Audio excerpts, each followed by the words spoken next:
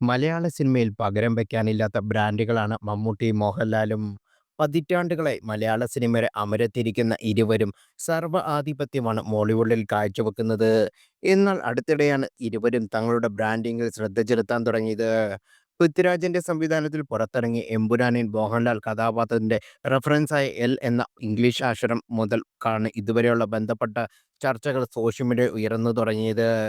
പിന്നീട് വിഷ്ണുമോഹൻ ചിത്രം എൽ 367 എന്ന പേരിലും തരുൺമൂർത്തി ചിത്രം എൽ 366 എന്ന പേരിലും അനൗൺസ്മെന്റ് ചെയ്തതോടെ എൽ മോഹൻലാലിന്റെ ഐഡന്റിറ്റിയായി മാറുകയായിരുന്നു. അതേസമയം അടുത്തിടെ പുറത്തിറങ്ങിയ മമ്മൂട്ടി അതിഥി വേഷത്തിൽ ആക്ഷൻ ത്രില്ലർ ചിത്രമായ ചത്താപ്പച്ചിൽ മമ്മൂട്ടിയെ സൂചിപ്പിക്കാനായി എം എന്ന അക്ഷരവും സൂചിപ്പിച്ചിരുന്നു.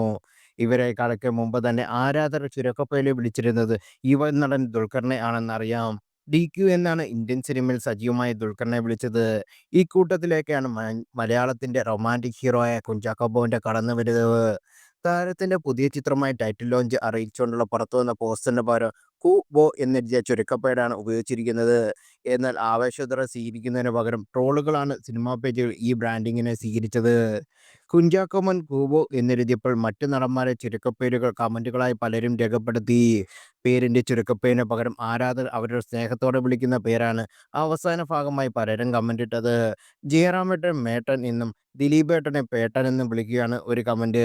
ഇതേ രീതി സുരേഷ് ഗോപിയെ ഷേട്ടൻ എന്നും പൃഥ്വിരാജിനെ വേട്ടൻ എന്നും വിളിക്കുന്നതും കമന്റുകളിലുണ്ട്. താരങ്ങളുടെ പേരിന്റെ ചുരുക്കമെഴുത്ത് വെച്ചോ വിളിപ്പേര് വെച്ചോ ചിത്രങ്ങളുടെ അപ്ഡേഷൻ പുറത്തുവിടുന്നത് ഇന്ത്യൻ സിനിമയിൽ ഇന്നത്തെ കാലത്ത് സ്വാഭാവികമാണ്. വരാനിരിക്കുന്ന അല്ലു അർജുൻ ലോകേഷ് ചിത്രത്തിന് A23 എന്നും രജനികാന്ത് ചിത്രത്തിന് തലൈവർ 173 എന്നാണ് താൽക്കാലികമായി പേരിട്ടിരിക്കുന്നത്.